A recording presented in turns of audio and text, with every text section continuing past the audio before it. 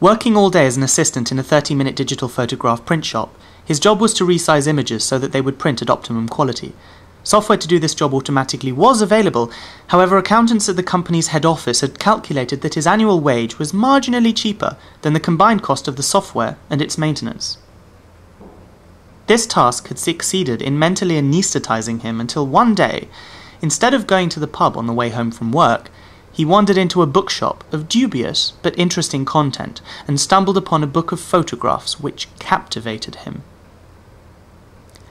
Using only pots, columns, small statues and bodies, the photographer had created an entire world of infinite variation and utter clarity. When coming home after work, he began to photocopy the images and to cut out the various elements that constituted the photographer's world. Placing them together in endless arrangements and combinations, he became immersed in this fictive environment of objects to the point where it was more real to him, its characters more layered and interesting to him than those at work during the day. And that was when he realized that he was rediscovering something he had lost. When a child, he would spend hours in the bath surrounding himself with a world of toys. Each had a role, and together they provided him with a magical environment of objects in dialogue with each other and him. But the magical thing was that, like the photographs, the toys eventually took on a life of their own, became independent. The photographer was dead, but his world remained. In between resizing photographs, he started surfing eBay and collecting objects. Although this greatly irritated his ever-vigilant boss, it provided him with even greater satisfaction than the collages, as when the items arrived, he would arrange them together to create little three-dimensional environments, little worlds which corresponded to him as an adult, as much as the toys had corresponded to him as a child. These little worlds were the ideals of his imagination and subtleties of his personality made real. Whereas previously the thousands of photographs that passed under the clicks of his mouse were just an irrelevant blur, he now began to notice a pattern running through many of them. People seemed to instinctively capture the outstanding ingredients of the places they visited. Just as his toys had expressed his imagination, and his objects were externalizing his character, so these places communicated themselves, expressed the distilled essences of their characters through these outstanding objects, which were picked up on by the hungry-eyed tourists. This was all the furious wanderings of a mind with far too much pent-up energy. He had never left his city before, and emboldened by his newfound creativity, he decided to quit his job and, with the money he gathered from selling all of his accumulated objects, he would take a one-way trip somewhere. He had come across many images from this one island which looked just right for him to explore.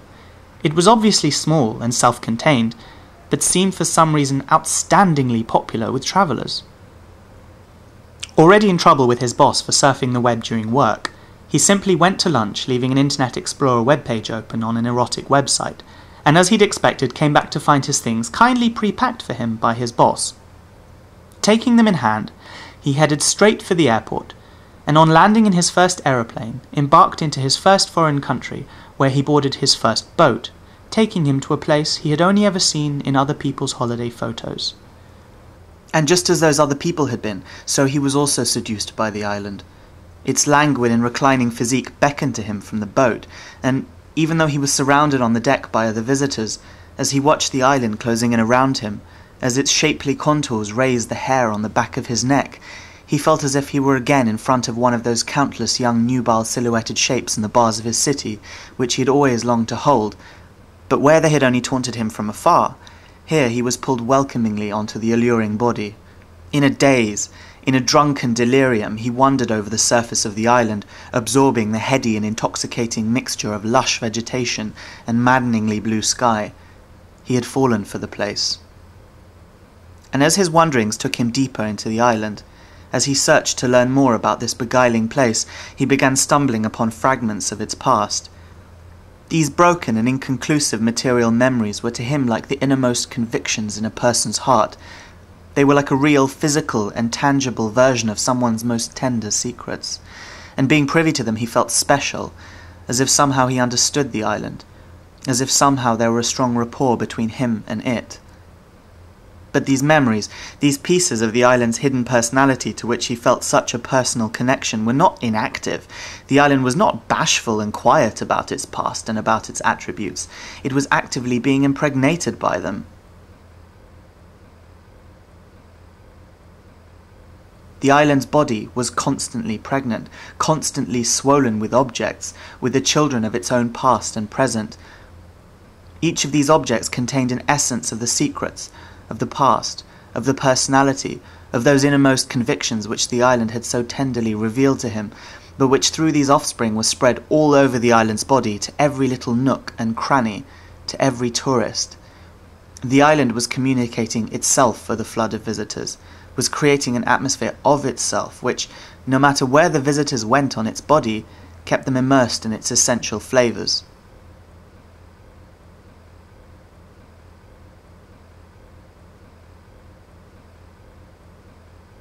Having transferred his savings to a local bank, he purchased a small and not insalubrious attic flat in the uppermost town, and convinced himself that he would one day reconcile his longing for personal possession, for a private relationship between him and the place, and the reality of its promiscuity.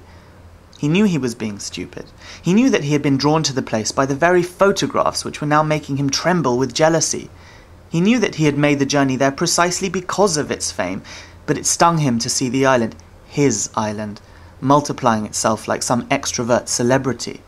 Unfortunately, from the very beginning there was tension, as he was forced to do his place up as a small bed and breakfast for tourists, this being the only way to really have any type of regular income on the island.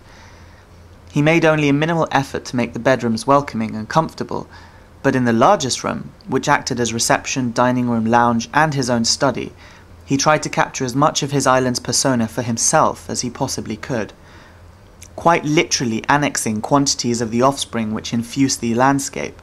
He tried to surround himself in its concentrated form.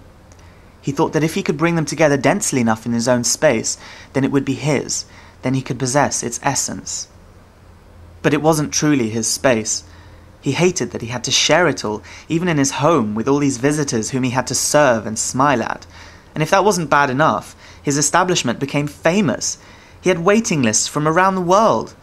Some guidebook which was published in numerous languages apparently thought that his bed and breakfast captured the essence of this famous rock with truly idiosyncratic charm, and that, although cramped, it is a must-have atmospheric experience, even if just for one night. It all became too much. In a desperate rage, he closed down the bed and breakfast and smashed all the objects to pieces. And he didn't only smash his own to pieces, but kept stealing them from all over the island, destroying them, and collecting the remaining pieces that were most redolent of the personality he so dearly wanted to keep close to his heart. He wanted to distill the island like he was producing a fine alcohol.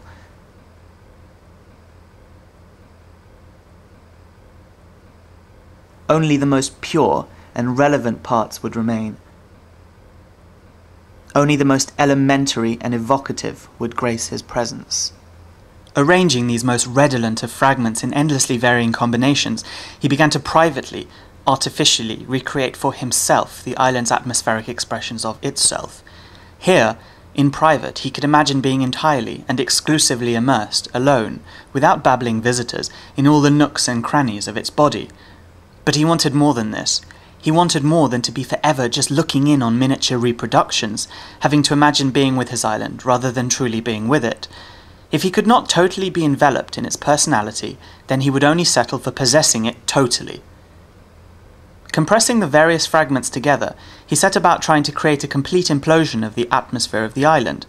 Out of these most obsessively and fastidiously selected pieces, he strove to create an object which, in its concentrated evocative power, could contain, somehow lock within it the island's persona, while at the same time being an independent, a circumscribed thing, something that he could hold in his hands, keep beside his bed, carry around with him under his jacket, and enjoy entirely on his own, possess entirely, be with completely. But he had such a clear image in his head of how this object would feel, of exactly what kind of emotions it should arouse within him when he would hold it in his hands, that no matter how hard he tried, no matter how many attempts he seemed to make, none of his creations lived up to his expectations. For a brief moment, sometimes an hour, sometimes a day, after producing one he would be seduced. He would be satisfied momentarily by the wealth of places and moments contained within that particular compression. But soon this would wear off, and all that he would be able to see in these things that he held would be what they didn't manage to capture, what they didn't manage to evoke. Each time that disappointment got the better of him, he would discard the perpetrator, throwing it into the distance. Initially, these strange objects were found lying like fossils around the island, and taken home by the delighted visitors who happened to stumble upon them, but soon, as the frequency of their appearances increased, a buzzing trade began. Dealers started professionally collecting the discarded objects and selling them on the web to people all over the globe.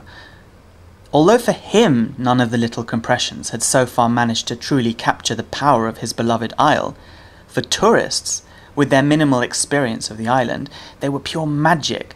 For them, they truly did capture the island. And so everybody else was satisfied. Everybody else, all around the world, could possess his island in their living rooms, in their bedrooms, in their workplaces, bathrooms, studies, kitchens, halls and landings. Thousands of people in dozens of countries now had his island releasing its atmosphere into their homes like some spatially evocative air freshener. But the fact that he was making his love more promiscuous than ever didn't occur to him. He didn't care. He was consumed by his search, and continued stealing and smashing things from all over the island and reconstituting them, only to be forever momentarily satisfied and ultimately disappointed. Just as the number of objects he produced increased exponentially, so the amount of fragments increased uncontrollably. He would only use the most suggestive pieces, the pieces which would remind him of those secrets and convictions with which he had felt such a close connection, and so the discarded majority piled up around him in irrepressible proliferation. For every time that he made an object that would end up in someone's home as a doorway, a private lobby into the character of his island, for each time that he made one of these, for each time that another proud customer was invited in without ever having to leave their living room, the place itself, where the door opened onto, where the lobby would lead, where the object signified, this place was disappearing under a sea of the discarded fragments, under a sea of his frustration. By this time the locals had moved off the island, and it was no longer visited by anyone except a select group of dealers who would land by boat daily to scour the fragment dunes for newly produced objects. He is the sole resident now, alone at last with his island. He is entirely immersed in it privately, but then there is nothing left of what he had wanted to be alone and in private with, what he had connected to, and so all there is left for him is the search, the vain hope that one day one of his objects will recreate and capture everything that he remembered, everything that he had loved in the island. The island has metamorphosed. In his hopeless search for it, he has exploded it and gutted it, scattering its innards with the wind to the four corners of the globe. He is now left only with its body, and unknown to him, others have and still continue to sell and disperse around the world its soul.